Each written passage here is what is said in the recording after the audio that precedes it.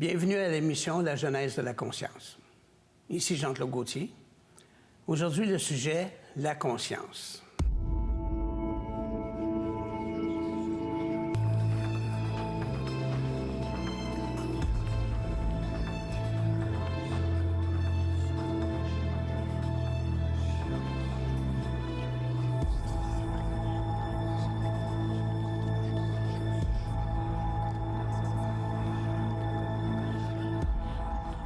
Bienvenue, Normand. Bienvenue, Jean-Claude. On a parlé à la dernière émission des égrégores. Est-ce qu'on peut faire un lien entre l'égrégore et l'astrologie? Oui, parce que c'est avec l'égrégore que les gens travaillent au niveau de la magie. On travaille avec les planètes. Les gens travaillent avec... il y a des choses qui sont faciles à obtenir selon le positionnement des planètes. Donc, c'est l'astrologie, les études des astres qui contiennent un égrégore. Les astres, c'est l'égrégore de la Terre.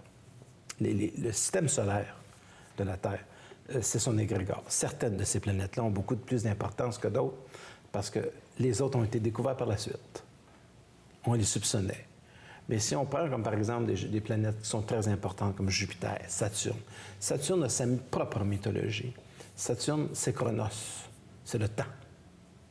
C'est aussi une planète psychopompe.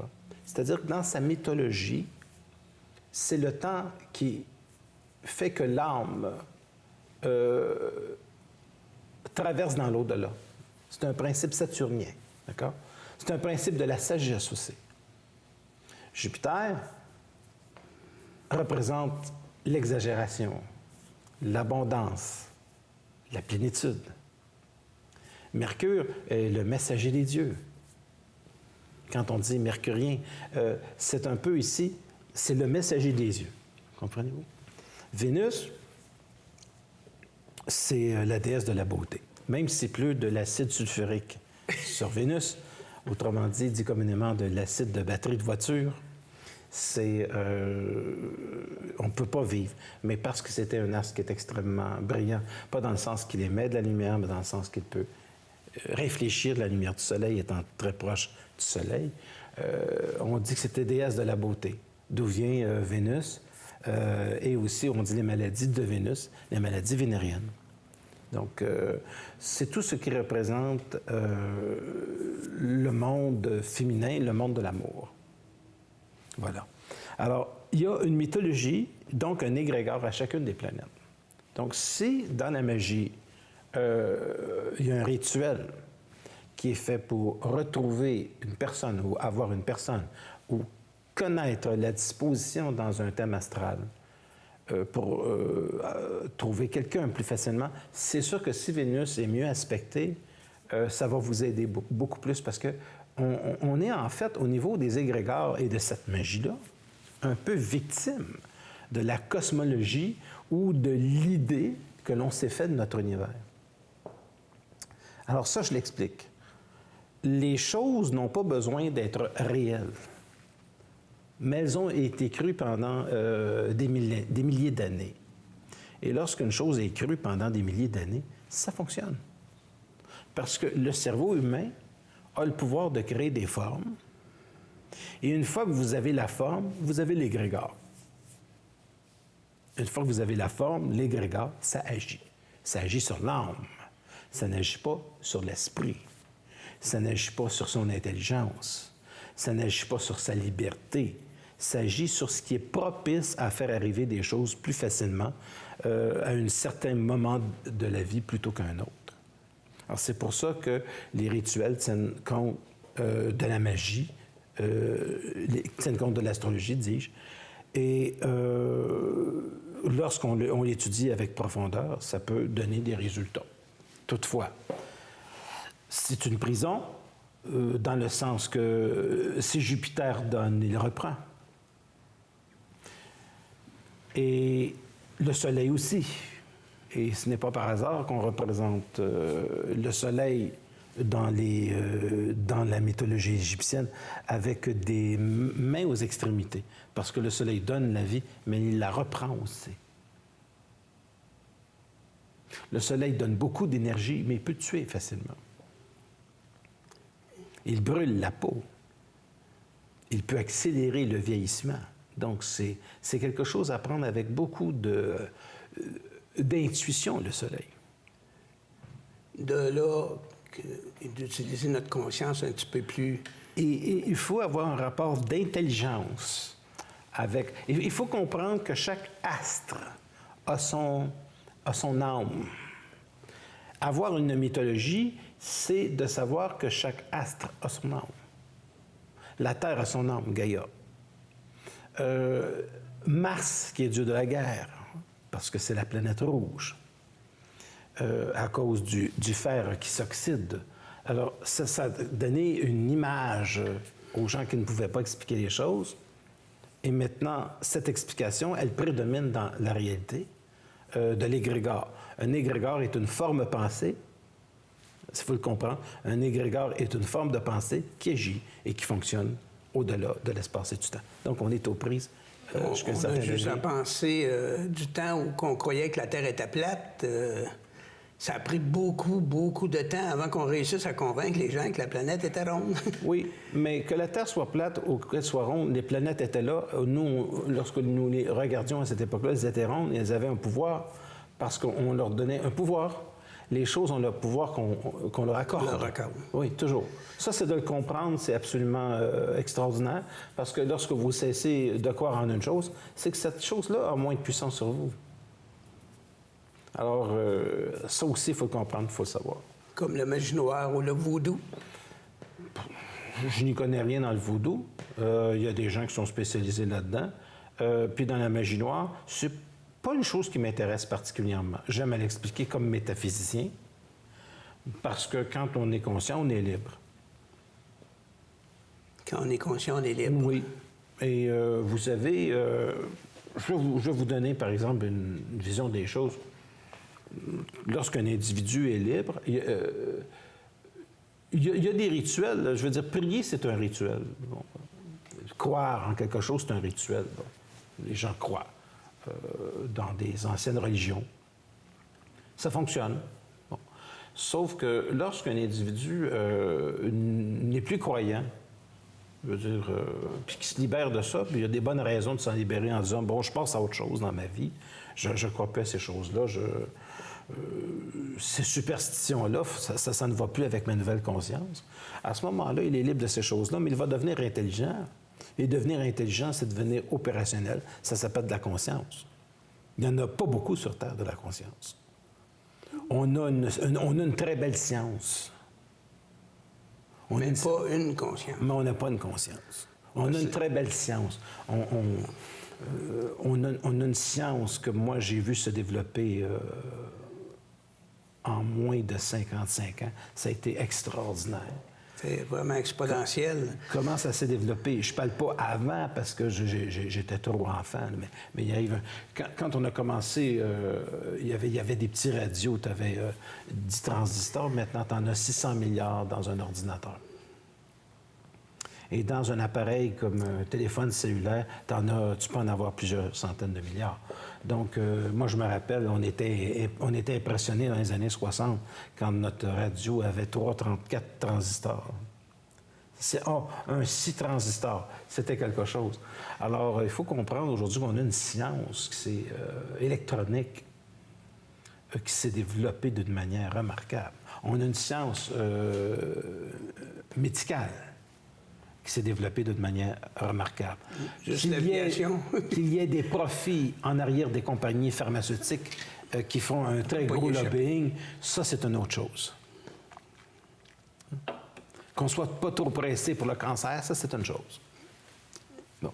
Mais, à mon avis, en arrière de ça, ça fait longtemps, pour moi, que ces gens-là ont trouvé bien des choses concernant le moyen d'arriver à guérir plusieurs choses. Disons que, personnellement, les médecins, pour moi, c'est pas les gens que je fréquente le plus. C'est tout. Parce que, de toute manière, il y a toujours moyen avec la conscience, pour moi, je parle pour moi, je parle pas pour le monde, de fonctionner avec beaucoup d'intuition. Mais la conscience, ça a un prix à payer. La conscience, il y a un prix à payer. Pas ton voisin ou ta voisine qui va donner une table dans le dos de temps en temps, là, parce que tu es dans un groupe spirituel. Non, il n'y aura pas d'histoire d'échange de bière. Et je vais leur présenter mon breuvage à l'avatar, et puis peut-être que... non. Quelqu'un qui est dans sa conscience, il est dans sa science. Quelqu'un qui est dans sa science n'est pas comme tout le monde. Il ne peut pas penser comme tout le monde. Il est sur une vibration qui est différente. Et sa conceptualisation de la réalité, elle est très personnelle. Et c'est la raison pour laquelle cet individu ne peut pas arriver dans le monde et dire des choses qui risquent de choquer l'individu. Les gens, moi, me connaissent. Je connais les gens et je sais jusqu'où je peux aller pour l'échange avec le monde. Ce que je peux dire, ce que je ne peux pas dire, comment le dire, voilà. Donc, j'ai passé une espèce d'accord tacite avec les gens pour dire ça, je peux le dire. Puis il y a des choses que je pouvais dire dans les années 80 que je ne peux plus dire aujourd'hui. Bon. Puis il y a des choses que je peux dire aujourd'hui dans une forme que je ne pouvais pas dire dans les années 80. Donc, vous ne ferez aucune ouverture sur la politique. Si vous ne pouvez pas parler de choses intelligentes, donc on ne pourra pas parler de politique. J'aime à parler des choses avec du contenu. Pour moi, la politique, c'est bonnet blanc, blanc bonnet. Pour moi, c'est le sempiternel pareil, ça ne m'intéresse pas. L'individu conscient, d'ailleurs, ça, c'est une belle question, parce que l'individu conscient ne peut pas s'intéresser à l'intérêt des masses. Ce qui intéresse les masses, ça ne l'intéresse pas. Donc, il va y avoir un cheminement qui va se faire où l'individu va être obligé de se retirer en lui-même suite à la brisure d'une mécanicité dans le mental. C'est-à-dire que si l'individu avait l'habitude de faire, par exemple, il se marie, est avec quelqu'un, ça ne marche pas, ça brise. Il va se poser des questions. Et un individu qui se pose des questions, c'est un individu qui remet tout en question, s'il se le pose sérieusement. Mais il y a des gens qui ont besoin de 3 divorces pour y arriver. Il y a des gens qui ont besoin de souffrir beaucoup pour y arriver. Mais généralement, la conscience, ce n'est pas quelque chose qui est donné à l'individu. C'est causé par un arrêt et par une brisure de la mécanique de sa vie. Donc c'est de là qu'on parlait tout à l'heure du prix à payer pour... Oui. Ça ne veut pas dire que nécessairement l'individu doit avoir un accident. Ça veut pas dire... Mais il va avoir quelque chose qui va briser la mécanique dans son mental. Et il va revenir à lui. Et c'est une société qui est intéressante parce que c'est une société où il y a beaucoup de souffrance. Parce que c'est une société qui essaie de passer à de la conscience. Mais la grande illusion, c'est se mettre en groupe pour arriver à la conscience. Tout le monde. Pas tout le monde, parce que la souffrance elle ne fait pas partie des organisations. Les individus vont aller voir une organisation pour avoir un petit baume, mais ça ne fonctionne pas. La conscience des individus, présentement, c'est que les gens tentent d'avoir c'est un processus d'individualisation. Il y en a qui s'abortent, puis il y en a que ça fonctionne. Je regardais justement hier encore la vie de Kurt Cobain. Kurt Cobain, bon, le Nirvana. Je regarde comme ça, j'étudie des gens qui ont passé. Puis ce qu'ils ont fait. Puis qu'est-ce que ça amène? Qu'est-ce qu'il y a de différent entre Kurt Cobain et Edith Piaf? Tout ça, j'étudie ça, les vibrations des gens qui... Et ce sont tous, à quelque part, des tentatives de passer à la conscience qui sont très douloureux parce que ça oblige, dans certains individus, c'est des gars qui étaient sur l'héroïne. Et je pense que Edith Piaf prenait de la drogue aussi, parce qu'elle avait une maladie. Donc, le processus de conscientisation dans notre société, d'ailleurs, la drogue, c'est un phénomène très intéressant. Parce qu'on y joue à être, on s'excite la dopamine dans le cerveau avec des produits pour avoir l'impression que l'on existe fort. C'est uniquement ça qui fait marcher le commerce de la drogue, remplir le vide, parce qu'on échoue à être. Alors qu'à partir du moment où un individu passe à l'être, à partir du moment où il passe à la conscience, il n'a plus besoin de ça. Il est ivre de son essence, il est ivre de sa lumière, il est allumé, il développe quelques perceptions extrasensorielles et sa vie devient plus facile.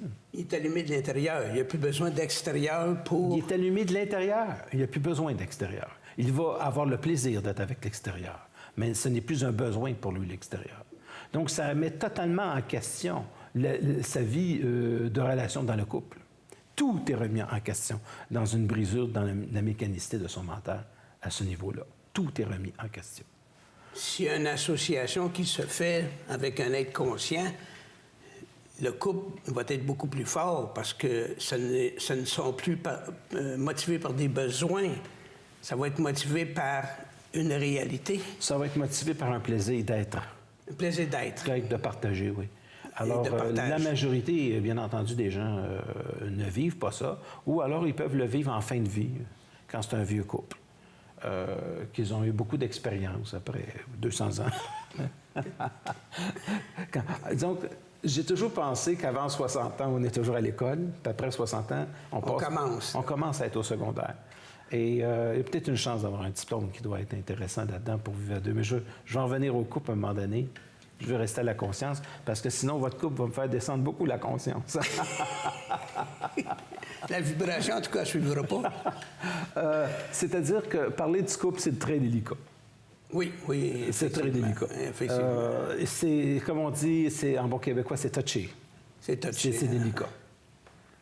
Et la conscience, elle, ce qu'elle fait d'abord, elle est personnelle.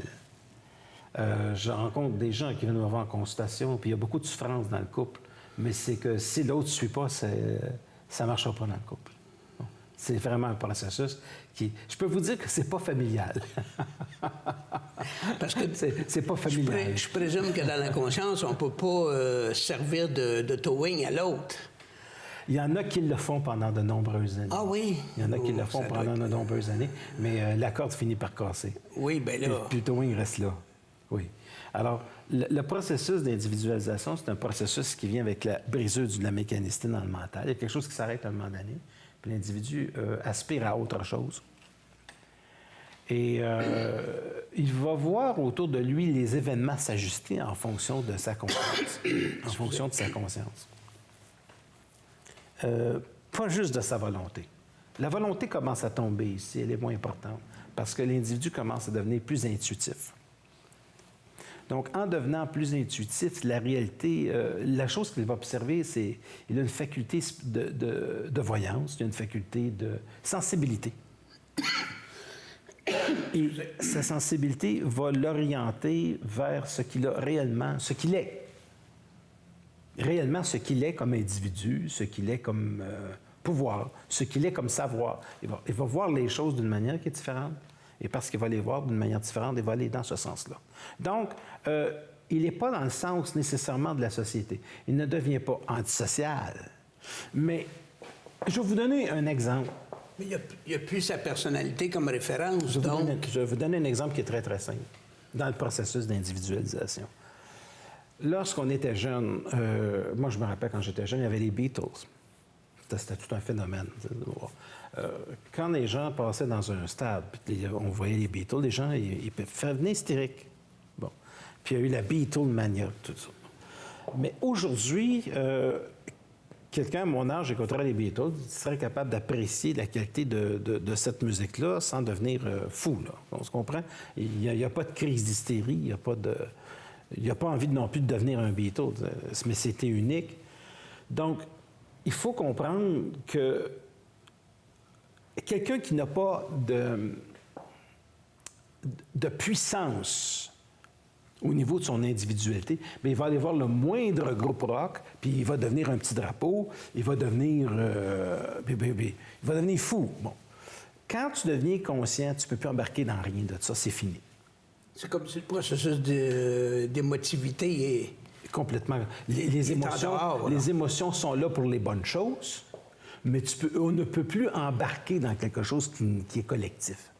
C'est strictement personnel et on n'a plus d'attrait. On est capable, toutefois, avec la sensibilité, de dire « cette musique-là est intéressante ». On peut dire « ce groupe-là, il est intéressant ». C'est agréable d'écouter la musique, mais on ne peut plus devenir exubérant parce qu'on met son énergie ailleurs. Parce qu'on est intelligent. C'est-à-dire qu'on peut bénéficier de prendre le meilleur puis laisser le pire de côté, sans devenir fou. Alors, pour moi, le processus d'individualisation, ça permet justement à un individu de se défaire de toute forme d'égrégore et toute forme de magie et toute forme d'hypnose collective qui existe sur la Terre depuis l'aube de l'humanité. Ça le rend libre. Et à ce moment-là, il n'est plus humain. Il est autre chose. Ça, c'est intéressant. Et quand on n'est plus humain, on n'a plus une conscience qui est juste planétaire. On a une conscience qui est cosmique. On a une conscience qui est sidérale. Ça, c'est une autre affaire. Et ça, au fur et à mesure, ça va permettre à l'être humain d'entrer en contact avec des entités énergétiques venant de d'autres planètes sans capoter. Sans en plus être leur esclave. Sans être leur esclave, mais d'avoir un rapport au niveau télépathique d'égal à égal pour être capable d'aller chercher une nouvelle science sans devenir fou. Ça, c'est la différence entre la Terre, ce que fut la Terre autrefois, au niveau de son égrégore, au niveau de sa magie, au niveau de ce qu'elle a été, puis maintenant ce que ça va devenir avec les prochains millénaires. Je ne suis pas pour la fin du monde, moi. Les gens parlent de la fin du monde, qui parlent pour eux. L'être humain, lorsqu'il va se défaire de sa niaiserie, le processus d'individualisation, il est très intéressant parce que c'est le processus qui va lui permettre d'entrer en contact avec des énergies qui sont des millions d'années en avance sur nous, au niveau scientifique, sans capoter. D'égal à égal. Il n'y aura plus de Dieu. Ça va être d'égal à égal. Ça va être de la lumière. Ça va être de l'intelligence. Il n'y aura plus d'hystérie. Se défaire des dieux et des religions, ça peut prendre un certain temps. Oui, c'est pour ça que je veux dire, il faut rester calme. Il faut être capable de savoir qu'est-ce qui s'en vient. Ça s'en vient dans 500 ans. Ça s'en vient dans 1000 ans. Ça s'en vient dans 2000 ans, dans 3000 ans, dans 4000 ans, dans 5000 ans. Puis graduellement, l'homme, il va passer d'une autre conscience. Mais, autrement dit, le processus d'individualisation, le processus de conscience, lui, il n'arrêtera jamais.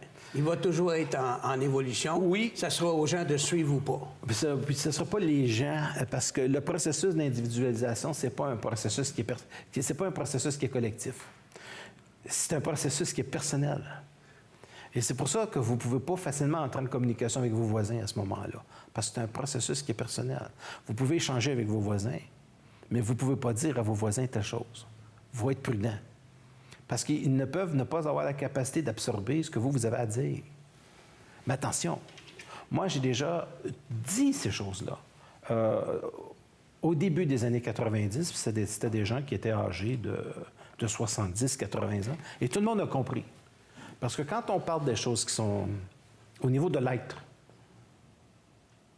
je peux vous dire que les gens comprennent très bien. Il n'y a pas personne qui ne comprend pas ce que je dis. Il n'y a pas personne qui ne comprend pas ce que je dis.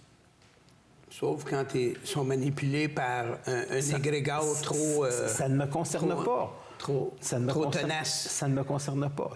Ma job, c'est pas de faire que les gens soient ou pas manipulés par des égrégores. Ma job, c'est de travailler sur la conscience. Ça, c'est mon travail. Et je ne peux pas m'investir dans une société qui est rendue à un certain niveau, puis de commencer à dire, bien, faudrait... Il n'y a pas de faudrait. Le processus d'individualisation, il est personnel, et je peux vous dire que les gens le saisissent très bien. Ils comprennent. Mais aussi, il y a des gens qui le comprennent, mais ces gens-là, que voulez-vous? Ils travaillent, ils ont 3 enfants, ils ont ci, ils ont ça, ils ont une maison à payer, tout. Écoutez, ils sont dans un système. Alors, je ne peux pas arriver et leur dire, vous savez, vous pourriez vous libérer. Pourriez-vous libérer? Demain. Non, je veux dire, les choses se font... c'est pour ça que c'est mieux... De façon progressive. Mais c'est mieux, moi, la chance que j'ai eue, c'est qu'à 6 ans, c'était fait. C'est tout. OK, on remonte loin, là. On remonte loin. Puis j'expliquerai à un moment donné pourquoi ça remonte à aussi loin que ça.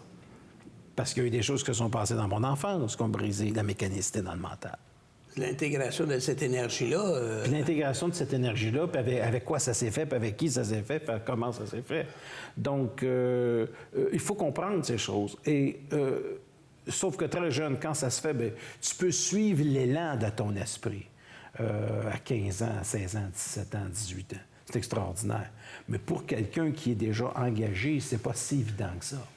Ça, il faut respecter cette chose-là. Donc, les gens, en général, ça va prendre une brisure dans la mécanicité du mental.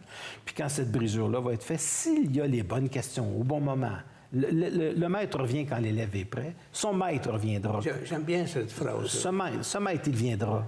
Ce maître, c'est vous, à quelque part. Ce maître, c'est un en soi, à quelque part, qui va venir quand ça va être le temps. La manifestation de soi, mais oui, il y a dans, des gens, dans notre esprit. C'est ça. Puis les gens vont entendre leur voix. Ils vont entendre leur esprit.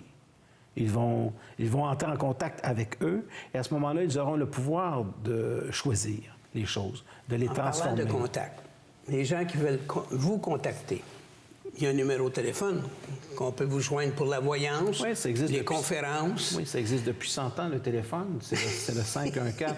C'est un égrégore. Pas le vôtre, là, mais... C'est le 514-254-5919. Donc, je le répète, 514-254-5919. Je l'ai dit tout croche.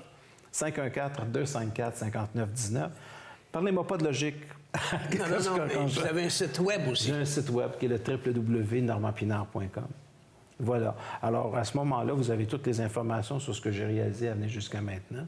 Beaucoup de choses, beaucoup d'émissions, qui sont surtout des vibrations. Je donne des conférences. Il y a des gens qui viennent me voir pour la voyance. Ça me fait plaisir. Peut-être rajouter une chose, c'est lorsqu'on va voir vos visionnements de conférences, ce serait peut-être mieux de commencer au début. C'est une suggestion, mais je sais que la majorité des gens en Europe, il y a des gens en Angleterre, il y a des gens en France, ils le prennent à tout âge. Les émissions que j'ai faites il y a 20 ans, ils commencent à les écouter maintenant. 20 ans, hein, donc un peu plus, même 21 ans. Et ils regardent ça maintenant, puis il y a des gens qui nous découvrent à tous les jours sur le web.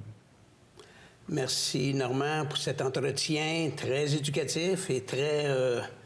je suis sûr que les gens vont pouvoir avoir la chance de comprendre mieux leur vie s'ils essaient d'intégrer mieux leur intelligence. Merci beaucoup. Merci.